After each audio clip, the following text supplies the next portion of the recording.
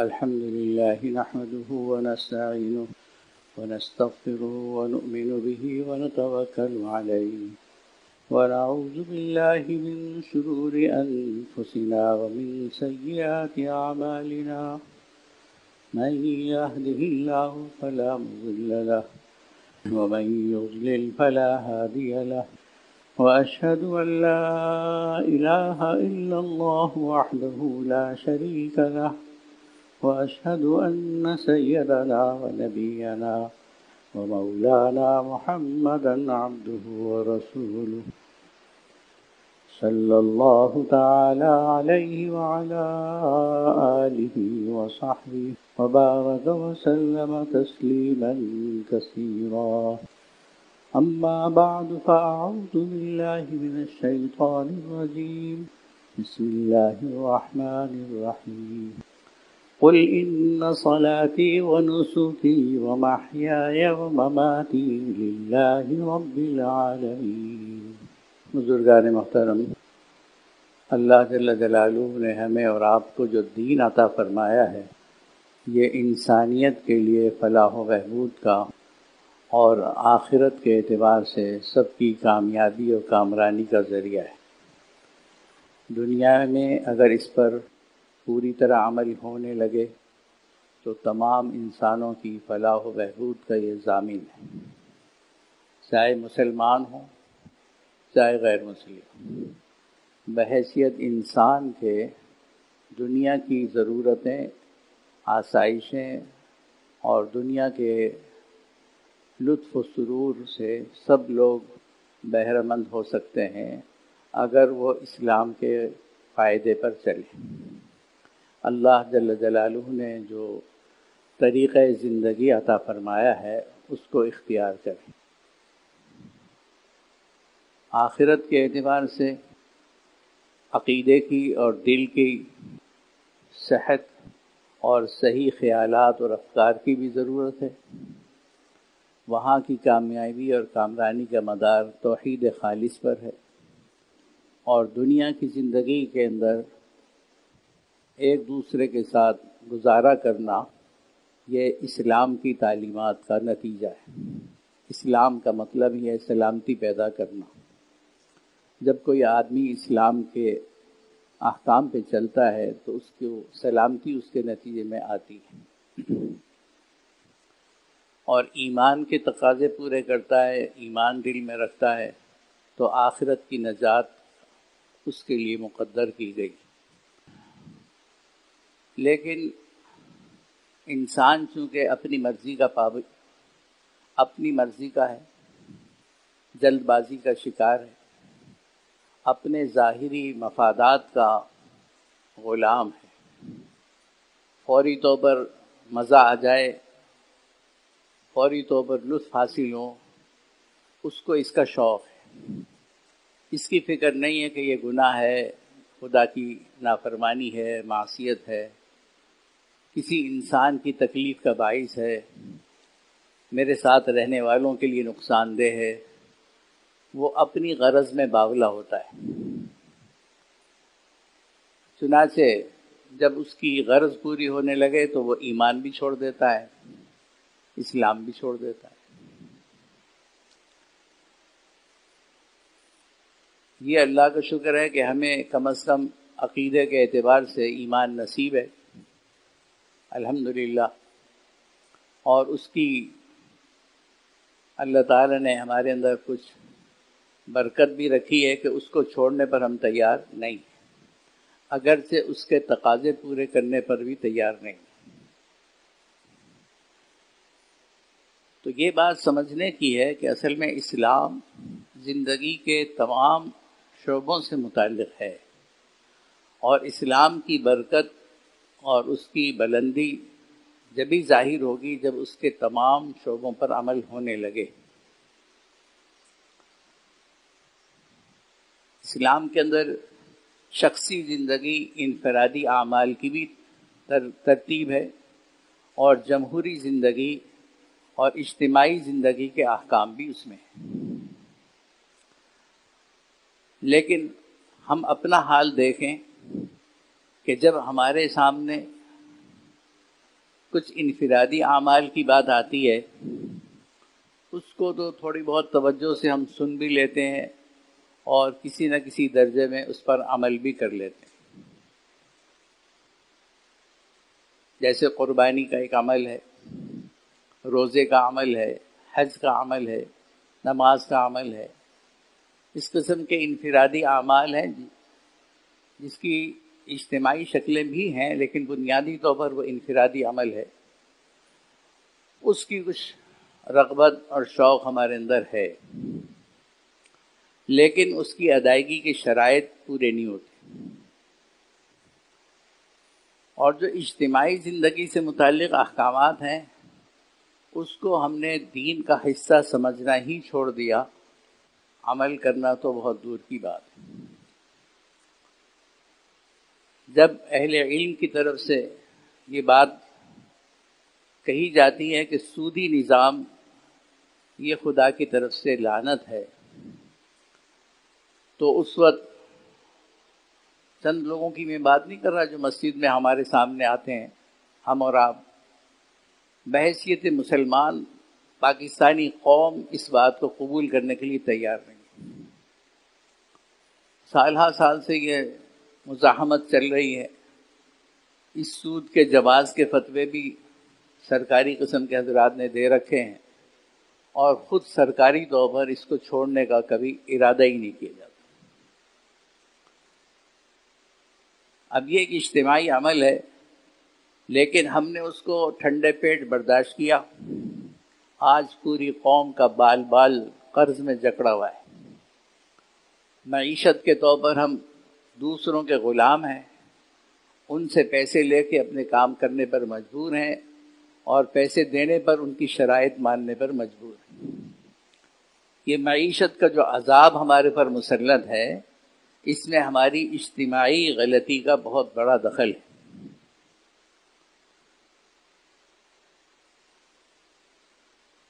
سیاسی طور پر شریعت کے احکام ہیں، نظام حکومت کا ایک طریقہ ہے. جب اس کے لیے دین کی نسبت سے کوئی بات بتائی جائے تو مذاق اڑاتے کہ بھلا ایوانوں میں اور حکومتی اداروں میں ملاؤں کا کیا کام، دین کا کیا کام، یہ تو شخصی احکام ہیں، انسان جیسے چاہے مناسب کر لے. نتیجتاً جو ملک مسلمان ہیں وہاں کا نظام حکومت اسلامی نہیں ہے. اس کا نقصان آپ دیکھ رہے ہیں کہ غریب فلسطینی مر رہے ہیں، شہید ہو رہے ہیں، لیکن ان کی مدد کو جانے کے لیے کسی میں طاقت نہیں، ہمت نہیں.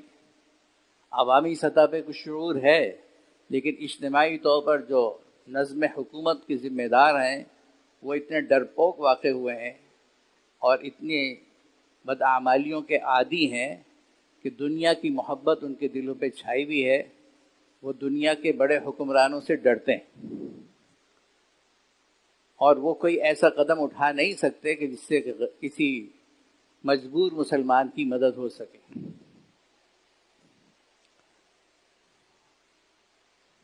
جہاد جو شریعت کا حکم ہے اس کے لیے اسلامی حکومت ذمہ دار ہے، لیکن وہ اس ذمہ داری کو پوری کرنے سے قاصر ہے.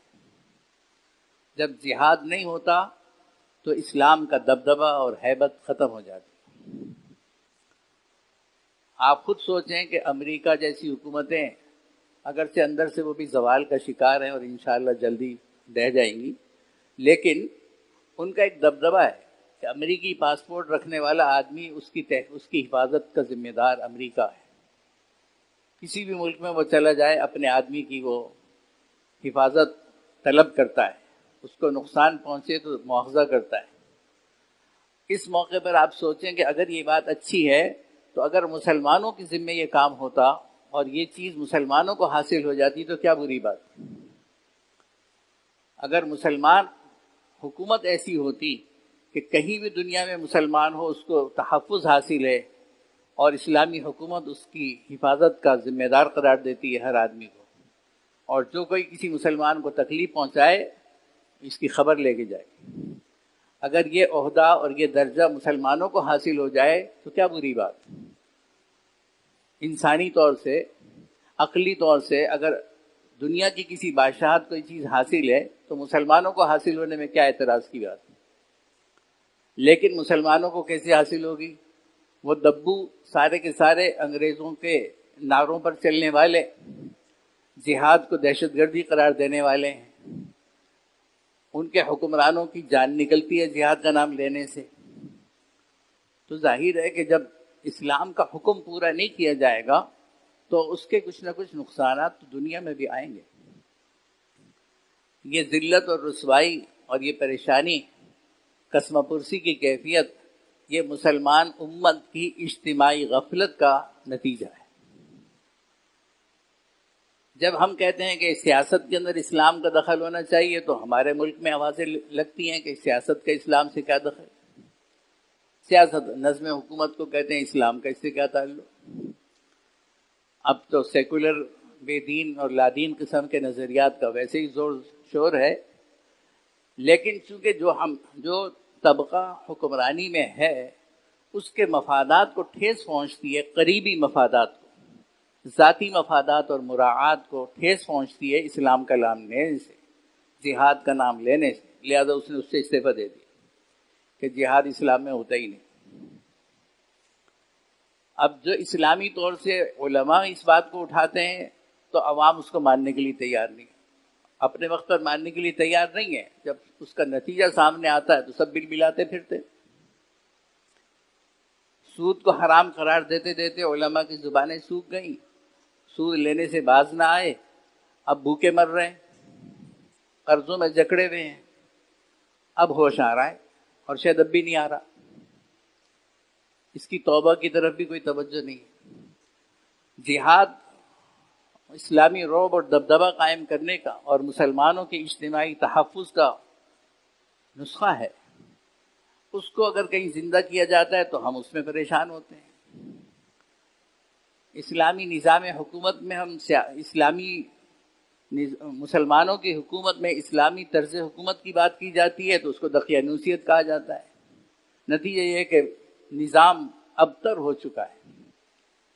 دوسروں کی سازشوں کو تو آپ بعد میں روئیں، اپنے سیاہ کرتوت پر رونا روئیں۔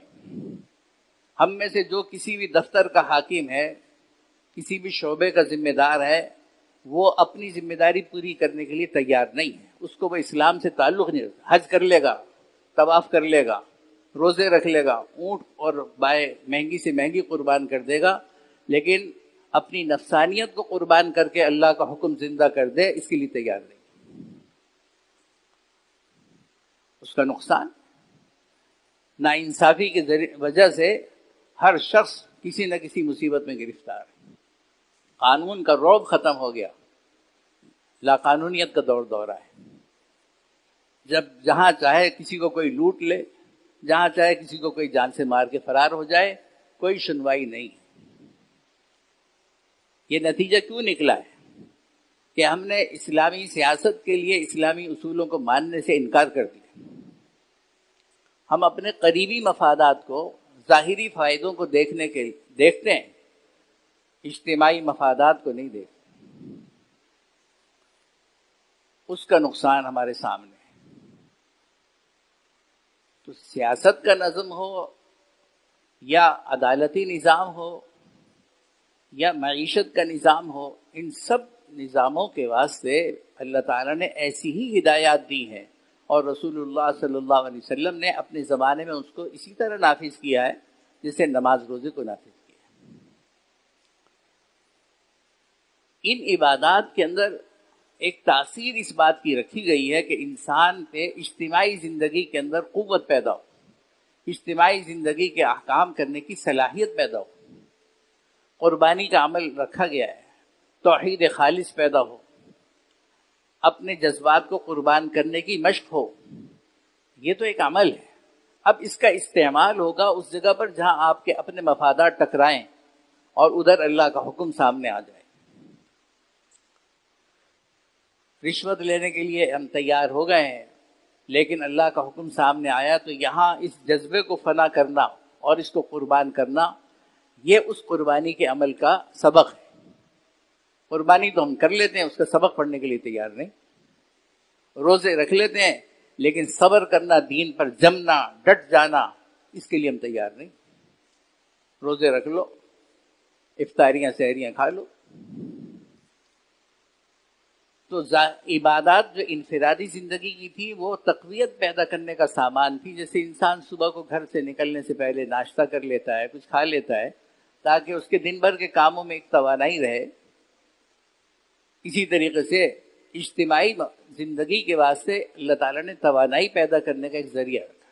یہ نہیں میں کہہ رہا کہ صرف اسی مقصد کے لیے نماز ہے، نماز کے تو بے شمار فائدے ہیں، لیکن اس کا ایک فائدہ یہ ہے کہ انسان اللہ کے سامنے جھکنا سیکھتا ہے۔ تو مسجد میں تو جھک جاتا ہے، مسجد سے باہر جا کے اکڑ جاتا ہے۔ تو ایک ہماری کمزوری یہ ہے کہ ہم اجتماعی معاملات کے اندر دین کے احکام پر چلنے کے لیے تیار نہیں ہوتے۔ دوسری طرف یہ کمزوری ہے کہ جو انفرادی اعمال دیے گئے ہیں اس کے فوائد حاصل کرنے سے ہم غافل ہیں۔ قربانی کرنے سے پہلے دعا پڑھتا ہے انسان، ان صلاتی و نسکی و محیای و مماتی للہ رب العالمین، میری عبادت، میری قربانی، میرا جینا اور مرنا اللہ رب العالمین کے لیے ہے۔ تو پڑھ تو لیا، ذبح بھی کر دیا جانور، لیکن اب ذبح کرنے کے بعد کی جو زندگی ہے یہ جینا مرنا اللہ کے لیے ہو رہا ہے نہیں ہو رہا، اس سے ہمیں کوئی سروکار نہیں۔ جانور ذبح کر لیا، دل خوش ہو گیا، اور آگے بڑھے تو لوگوں کو دکھا کے خوش ہو گئے، لیکن اس سے جو نتیجہ نکلتا ہے کہ حضرت ابراہیم علیہ نبینا علیہ الصلوۃ والسلام نے اللہ کے ہر حکم کے سامنے ایسا سر جھکایا کہ مثال بن گئے، اور اسی سبق کو ہماری اس امت میں زندہ رکھنے کے لیے نبی کریم صلی اللہ علیہ وسلم نے ان اعمال کو جاری رکھا۔ سنت ابیکم ابراہیم، حضرت ابراہیم علیہ الصلوۃ والسلام نے جس طرح قربانی کے پیش کی، اولاد کی قربانی کی، جنگل بیابان میں چھوڑ کر چلے گئے اللہ کے حکم سے، جوان ہوئے تو ذبح کرنے کا حکم ملا، اس کے لیے تیار ہو گئے۔ ہم تو چھوٹے چھوٹے فائدے قربان نہیں کر سکتے، اولاد قربان کرنے کا حکم ہمیں مل جاتا تو ہم تو کبھی بھی نہ مانتے۔ ہم رشوت چھوڑنے کا حکم نہیں مانتے، سود چھوڑنے کا حکم نہیں مانتے، ناانصافی چھوڑنے کا حکم نہیں مانتے، تو ہم تو کسی ایسے حکم کو ماننے کے لیے تیار نہیں ہیں جس سے ہمارا اپنا مطلب خراب ہوتا ہو، ہمارے اپنے چھوٹے سے فائدے کو کوئی نقصان پہنچتا ہو۔ یہ سکھانے کے لیے ہمیں ان اعمال کی ترغیب دی گئی ہے کہ یہ ہم عمل کریں اور اپنے اندر وہ جذبہ پیدا کریں، اس کو استوار کریں، اس کو استعمال کریں۔ ایثار و قربانی انسان کو سکھائی گئی ہے، آپس میں ایک دوسرے کے ساتھ ایثار کریں، قربانی کر لیں گے ہم، لیکن اپنے عزیز رشتہ دار کے ساتھ دشمنی ختم کرنے کے لیے تیار نہیں۔ وہاں ہمارا ایثار نظر نہیں آئے گا، ہمارے فائدے جہاں کہیں بھی ہیں اس کو باقی رکھتے ہوئے کوئی دین کا کام ہم کر سکتے ہیں تو کریں گے، یہ تابع داری کا نام نہیں، یہ منمانی کا نام ہے۔ جیسے کوئی اولاد ہے اپنے باپ کی کچھ باتیں مان لیتی ہے، لیکن جو ان بچوں کی اپنے جوانی کے نشوں کے لحاظ سے مخالف ہو اس کو نہیں مانتی، تو اس کو ماننا نہیں کہتے، فرما برداری اس کو نہیں کہتے۔ ادخلوا فی السلم کافہ، اسلام میں پورے داخل ہونے کا حکم ہے۔ جزوی طور پر جو ہم داخل ہو کر یہ سمجھتے ہیں کہ ہم مسلمان ہیں اور اللہ کی مدد ہمارے سامنے ایسی ہی ہونی چاہیے جیسے حضرات صحابہ کے زمانے کی تھی، یہ ہماری خام خیالی ہے۔ نہ ہمارا ایمان ایسا، نہ ہمارے اعمال ایسے، نہ ہمارے اخلاق ایسے۔ اس کے باوجود اللہ تعالیٰ کی رحمتیں مختلف عنوانات سے شامل حال ہوتی ہیں۔ حضور پاک صلی اللہ علیہ وسلم کی برکت سے اجتماعی طور پر پوری قوم اور پوری امت ختم نہیں ہو جاتی، لیکن چین اور سکون کے ساتھ، ایک دوسرے کے ساتھ خوشگوار معاملات کے ساتھ، عدل و انصاف کے ساتھ زندگی جبھی گزر سکتی ہے جب اللہ کے ان احکامات کو بھی زندگی میں جاری کیا جائے۔ ہم دوسروں سے شکایت نہیں کر سکتے۔ اسلام لانے والوں کے ساتھ معاملہ یہ ہے کہ ان کو جس چیز کا انہوں نے عہد کیا، جس چیز کا اقرار کیا، اللہ کی وحدانیت کو، اللہ تعالیٰ کی حکمرانی کو تسلیم کیا، ان سے مطالبہ اس بات کا ہے کہ پھر اس وعدے کو پورا کرو. جب پورا نہیں کر سکتے تو اس پر دہائی دینے کی ضرورت نہیں ہے کہ مسلمان مر رہا ہے، کوئی خبرگیری کرنے والا نہیں. جس کے لیے مر رہا ہے وہ اپنے انعامات سے ان کو نوازے گا اور وہ اپنے وعدے سچے کر دکھائے گا. لیکن دنیا کی زندگی میں جو بحیثیت امت کے، بحیثیت مسلمان ہونے کی ہماری ذمہ داری ہے، اگر ہم وہ پوری نہیں کریں گے تو ہمیں جوتے کھانے پڑیں گے.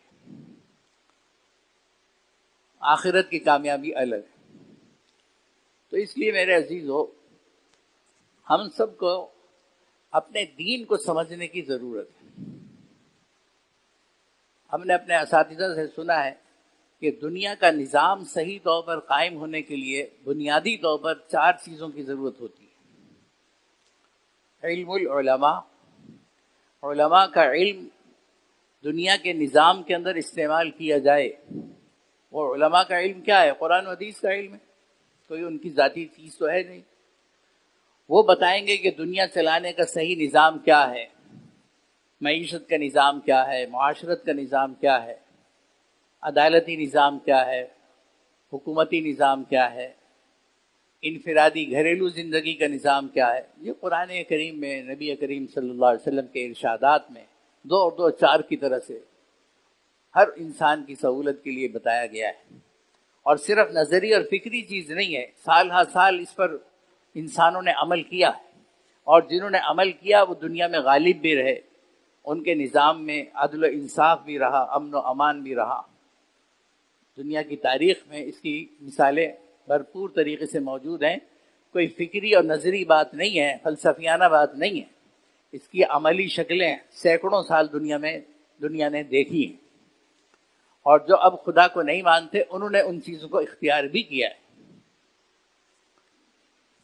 ہمارے سامنے پردہ دقیانوسیت کا مظہر بن کے آ رہا ہے، اور ہزاروں سال تک عورتیں عفت کے ساتھ، پردے کے ساتھ دنیا میں رہ کر دنیا سے گئی ہیں. اور آج اللہ تعالیٰ تو سب کے رب ہیں، غیر مسلموں میں عورتیں اسلام لا رہی ہیں اور وہ پورے دینی اعتبار سے پردے کی پابندی کرنے کا مظاہرہ کر رہی. ہمارے سامنے چونکہ غیر مسلموں کے طمطراق، ان کی معیشت کا غلبہ، ان کی عسکری قوتیں ہیں، لہذا مرعوب زندگی کے ساتھ ان کے ہر فیشن کو، کیا ہر بدی کو اختیار کرنے کے لیے تیار ہے. ان کے فیشن ہی اختیار کر لیتے، کم از کم ٹائم کی پابندی کر لیتے، کسی دوسرے کے معاملے میں دخل اندازی سے بچنے کو اختیار کر لیتے. اچھائی تو ہم اب بھی نہیں اختیار کرتے، وہ ہے تو ہمارے دین کی. برائی اختیار کرنے میں پیش مقابلے ہو رہے ہیں. زیادہ سے زیادہ کافر کی شخصیت بن کے سامنے آؤں، ایسی شخصیت بن کے آؤں کہ کافر بھی شرما جائے. اس میں مقابلہ ہے ہمارا. مروبیت اس کا اصل، جب انسان کسی بڑی طاقت کو دیکھتا ہے تو اس کی نقالی میں فخر محسوس کرتا ہے. جیسے چھوٹا بچہ جب چلنا سیکھتا ہے، ابا کے بوٹ میں پاؤں ڈال کے سمجھتا ہے میں ابا ہو گیا. تو ایسے ہی ہم مرغوب قسم کے دبے ہوئے، جھکے ہوئے مسلمان اپنے آپ کو غیر مسلم پوز کر کے بڑے خوش ہوتے ہیں. اور وہ خوشی آپ کے سامنے، آپ ڈھکی چھپی بات نہیں ہے. جب اپنے مذہب کو برا کہنا پایا جائے گا تو خدا کی طرف سے ذلت آ جائے گی. جب تک گناہ سمجھ کے کیا جائے اور توبہ کی جائے گی، اللہ تعالیٰ پردہ ڈالیں گے، پردہ رکھیں گے. جب گناہوں کو علل اعلان کیا جائے گا، اس پہ فخر کیا جائے گا، اس کو تہذیب سمجھا جائے گا. رسول اللہ صلی اللہ علیہ وسلم کی تہذیب کے مقابلے میں کافروں کی تہذیب کو ترجیح دی جائے گی، تو اس سے سمجھ لیا جائے کہ یہ ہماری ذلت کا سلسلہ شروع ہے. خدا کا نام لے کر اس سے بغاوت کرنا ارتداد ہے، واجب القتل. ویسے کافر پھرتا رہے کوئی بات نہیں، لیکن ماننے کے بعد جھٹلاتا ہے، اس کی سزا ہے، توہین کی سزا ہے. تو اس وقت کے مسلمان اسلام کی توہین کی سزا کے اندر مبتلا ہیں. اجتماعی طور پر جب تک اس سے توبہ نہیں کریں گے، اس تذلیل و توہین، اس ذلت سے نہیں نکل سکتے. جب اپنے دین کو برا کہتے ہیں تو پھر اس دین کی دہائیاں دینے کی کیا ضرورت ہے؟ جب اسلام کے قانون کو آپ نہیں تسلیم کرتے، کسی بھی موقع پہ نماز آپ نے پڑھ لی، روزہ رکھ لیا، لیکن آپ سیاسی اعتبار سے، عدالتی اعتبار سے اسلام کے حکم کو ماننے کے لیے تیار نہیں ہے، تو آپ نے تو انکار کیا۔ تو اس لیے میرے عزیزوں، ہم سب کے سمجھنے کی بات ہے کہ علماء کا علم اگر ہماری زندگی میں نہیں آ رہا ہے تو پھر نظام عالم اپنی جگہ برقرار نہیں رہے گا، وہ اتھل پتھل کا شکار رہے، افراتفری کا شکار رہے۔ دوسری چیز نظام عالم کے قائم ہونے کی ہوتی ہے عدل الامراء، حکمرانوں کا انصاف سے کام لینا۔ جو کسی بھی جگہ کا حاکم ہے، گھر کا حاکم مرد ہے، محلے کا حاکم کوئی میونسپل کمیٹی کا آدمی ہے، عدالت کا ہے، کہیں بھی کسی بھی جگہ کا کوئی حاکم اگر انصاف سے کام نہیں لے گا تو معاشرے میں افراتفری یقیناً پیش آئے گی۔ اس وقت چونکہ انصاف سے کام نہیں لیتے ہم لوگ، ہمارے ہاں کے حکمران بھی اور ہم خود بھی، گھروں میں ہم حاکم ہیں، وہاں ہمارے طرف سے ظلم و زیادتی چلتی رہتی ہے، تو اس لیے گھر کا نظم ابتری کا شکار ہے۔ اگر گھر کا ذمہ دار انصاف سے کام لے، چھوٹے بڑے کا حقوق ادا کرنے کا اپنے وسائل کے اعتبار سے انتظام کرے، ہر ایک کے ساتھ رویے میں اعتدال رکھے، تو گھر کے اندر امن و امان ہے، محبت والا گھر ہے۔ اور اگر وہ ظلم کرتا ہے، زیادتیاں کرتا ہے، تو افراتفری گھر میں بھی پیدا ہو جاتی ہے۔ اسی طرح ملک کے جتنے شعبوں میں کہیں بھی کوئی حاکم ہے، حکمران ہے، اگر وہ انصاف سے کام لے گا تو لوگوں کے اندر امن و امان پیدا ہوگا، عالم اور دنیا سسکتی ہوئی انسانیت کو کچھ سانس آئے گا۔ اور اگر یہ نہیں ہوگا تو ابتری کا ایک پہلو اور پیدا ہو جائے۔ تیسری چیز ہے جود الاغنیاء، جن کو اللہ تعالیٰ نے مال و دولت جائز طریقے سے دیا ہے، وہ شرعی طور پر اس کی ادائیگی کا انتظام کریں، تو اس سے بھی غریب اور امیر کی لڑائی، سوشلزم اور کیپٹلزم کا جھگڑا یہ پیدا نہیں ہوگا۔ اور آخری چیز ہے دعاء الفقراء، اللہ کی بارگاہ کی طرف لو لگانے والے وہ تمام انسانوں کے لیے دعائیں کرتے رہیں، اللہ تعالیٰ سے تعلق بھی رہے، اور انتظام، انصرام اور علم یہ بھی کار فرما رہے، تو پھر دنیا امن و امان کا گہوارہ بن جاتی ہے۔ آپ غور کریں، آپ شاید آپ کی اور ہماری دعائیں تو چل رہی ہیں، لیکن باقی تین پہلو ہمارے نظر انداز ہیں۔ نہ عدل و انصاف ہے، نہ صحیح معنوں میں وسائل کی منصفانہ تقسیم ہے۔ یہ جو جھگڑے جگہ جگہ ہو رہے ہیں، یہ نام تو ہو جاتا ہے لسانیت کا، قومیت کا، لیکن اس کی بنیاد بدنظمی۔